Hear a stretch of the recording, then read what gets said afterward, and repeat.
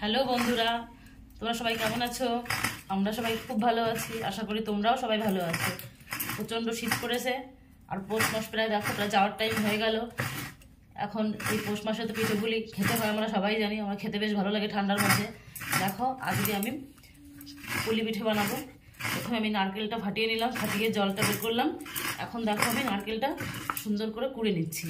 এরপরে তোমরা দেখতে থাকো আমি কিভাবে পুলি পিঠেটা বানাই, তাহলে তোমরা বাড়িতে বসে খুব সহজে পুলি পিঠেটা বানাতে পারবে।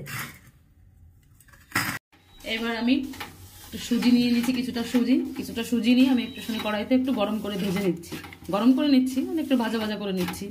এবার এর মধ্যে আমি একটু সেই নারকেল কোড়াটা দিয়ে দেবো। আমি একটা পুলি পিঠের ভেতরে যে পুরটা, সেই পুরটা তৈরি করে নেবো।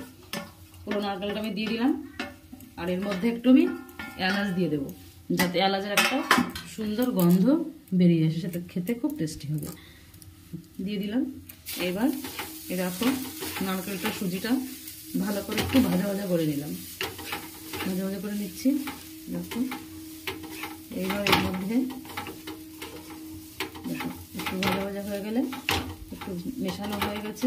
এবার এর মধ্যে আমি একটু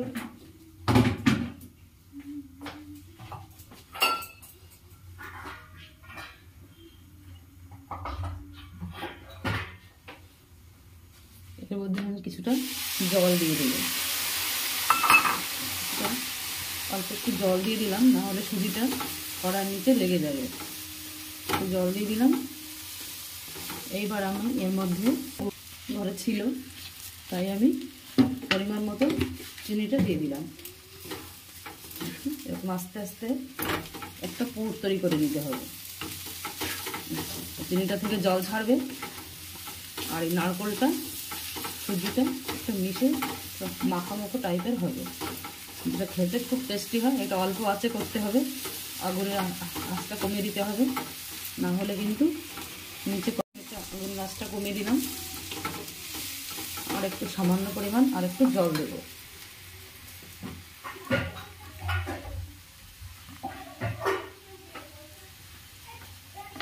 আর একটু জল দিলাম, কারণ চিনিটা থেকেও কিছুটা জল বেরোবে। এরকম বারবার নাড়তে হবে, যাতে নিচে না ধরে যায়। ধরে গেলে কিন্তু একটু পোড়া গন্ধ হয়ে খেতে খারাপ লাগবে বা ভালো লাগবে না। যার জন্য আমি ধীরে ধীরে নাড়তে থাকি, যতক্ষণ সুজিটা সিদ্ধ হয়ে যাবে এবং নারকেলটার সঙ্গে সুন্দর করে মিশে যাবে। এবার তারপরে তোমরা এর মধ্যে সামান্য একটু লবণ দিতে পারো, একটু টেস্ট অনুযায়ী, নাও দিতে পারো। আমি যেহেতু একটু লবণ দিয়ে দিলে আমার ভালো লাগে, তাই আমি একটু সামান্য লবণ। দেখো পুরটা কি সুন্দর একটা মাখো মাখো ভাবে এসে যাচ্ছে। চিনিটা থেকে একটু জল ছড়বে, দিয়ে সুন্দর একটা আঠালো টাইপের পুর আমি তৈরি করে দিচ্ছি। একটু সামান্য লবণ দেব,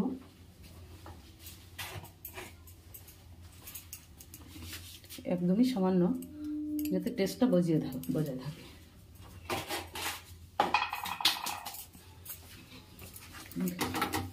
অনবরতভাবে নাড়াতে থাকবো। নারকেলটা কুড়েছি, নারকেলের পেছন থেকে দু একটা শিরা টাইপের উঠেছে। দেখো কি সুন্দর একটা মাখো মাখো টাইপের হয়ে যাচ্ছে। সুজিটাও ফুলে উঠছে। সুজি ছাড়াও অনেকে করে, শুধু নারকেল দিয়েও করে। তো আমার যেহেতু এটা আমার ছেলে মেয়ে, আমার হাজব্যান্ড, আমার শাশুড়ি এটা বেশি খেতে ভালোবাসে, তাই আমি এটাই করি। প্রতি বছর শীতের সময় অনেক পিঠে করি, কিন্তু এবছর আমার শরীরটা একটু ভালো নয়, তাই আমি এখনও পর্যন্ত করিনি। কিন্তু আমার মেয়ে বারবার করে বলছে, তাই আমি ভাবলাম এখন মেয়ে পড়তে গেছে, ছেলে পড়ে এলো, এখন অল্প একটু পুলি পিঠে বানিয়ে রাখি, তাহলে মেয়ে বাড়ি এসে খুশি হবে। দেখো সুন্দর একটা মাখো মাখো টাইপের ভেতরে পুরটা প্রায় হয়ে যাচ্ছে। মাঝে তোমরা একটু চেক করে নিতে পারো যে মিষ্টিটা কেমন হলো। যদি তোমাদের মনে হয় যে মিষ্টিটা একটু কম আছে, তাহলে একটু দিয়ে দেবে। আমার মনে হলো মিষ্টিটা ঠিকই আছে, এবং এলাচটা দেওয়ার জন্য দারুণ টেস্ট হয়েছে। দেখো বন্ধুরা, চালের গুঁড়োটা এনেছে, সেটা আমি একটু চেলে নিলাম, কারণ দোকান থেকে কেনা তো অনেক সময় কেরি পোকা টোকা থাকতে পারে, বা একটু চালের গুঁড়োর মোটা দানা থাকতে পারে, সেটা দাঁতে বাতলে খুব বাজে লাগে, তাই আমি একটু চালুনি দিয়ে চেলে নিলাম। এবার এই ডোটাকে আমি একটু সিদ্ধ করে নেব কড়াইতে, তারপর তোমাদের দেখাচ্ছি যে পুর ভরে আমি কেমন করে ডিজাইনটা করি, সেটাই তোমরা শুধু দেখবে। একটু চেলে নিলাম, আর একটু দিলাম, মানে একটু কম হয়ে যাবে, একটু দিলাম, ভালো করে আমি চেলে নিলাম। দেখো বন্ধুরা, আমি একটু জল এখানে গরম করতে দিয়েছি, এর মধ্যে সামান্য একটু লবণ দিয়েছি। এবার আমি এই আতপ চালের গুঁড়োটা যে চালুনিতে চেলে রাখলাম, এইটা আমি অল্প অল্প করে দিয়ে এখানে একটু সিদ্ধ করে নেব। দেখো, এটা অনবরত নাড়াতে হবে, না হলে কিন্তু নিচে লেগে যাবে, দলা পাকিয়ে যাবে। একটু সিদ্ধ করে নিচ্ছি আমি চালের গুঁড়োটা। এরপরে এই গরম অবস্থাতেই মাখিয়ে নিতে হবে। দেখো, অনবরত নাড়াতে হবে। এখানে কেমন একটা দেখতে লাগছে, কিন্তু যখন মাখা,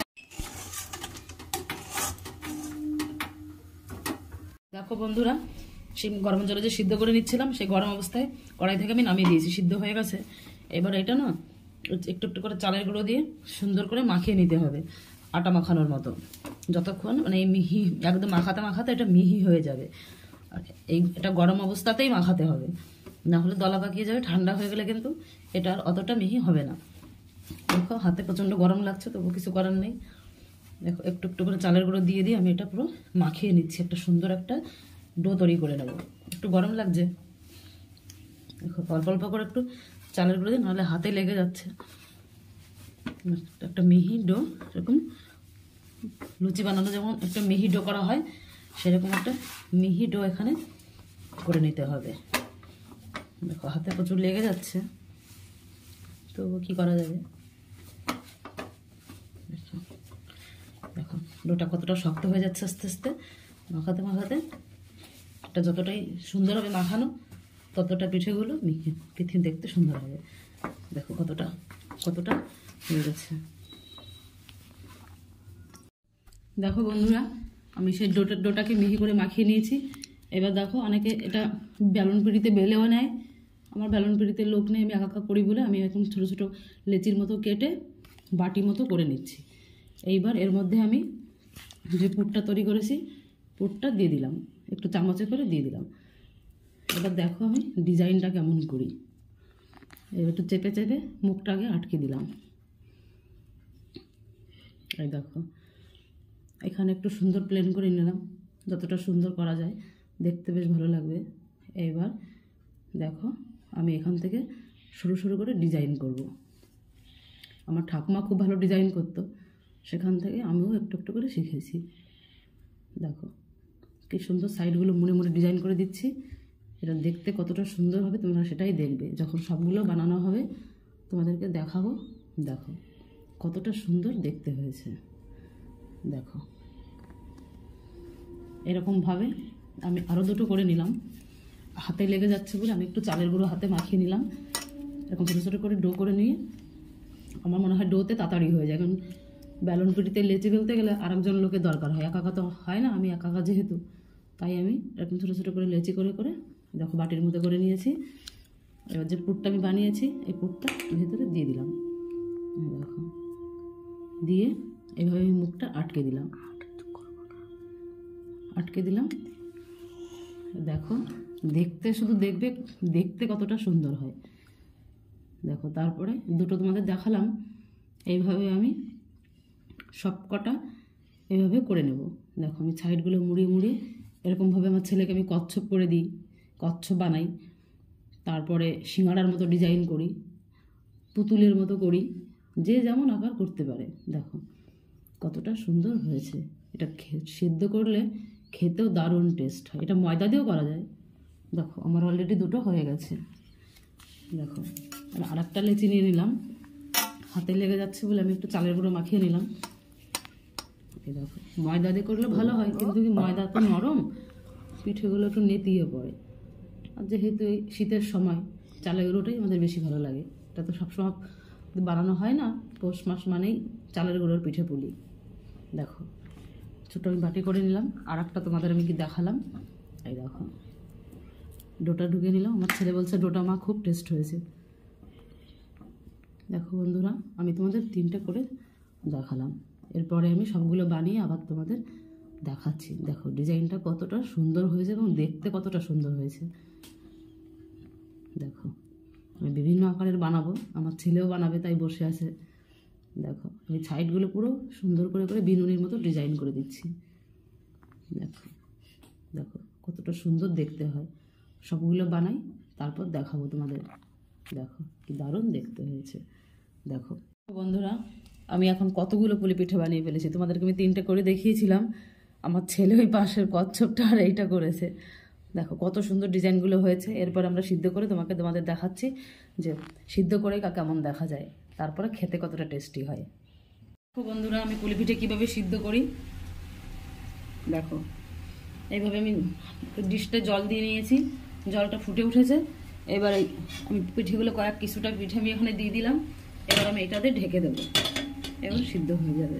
বন্ধুরা, পিঠেগুলো সব সিদ্ধ করে ফেলেছি আমি, এবার খাওয়ার উপযোগী হয়ে গেছে। এবার আমরা সবাই খেতে বসবো। তোমরা বাড়িতে বসে নিজের মতো করে বানিয়ে খাও।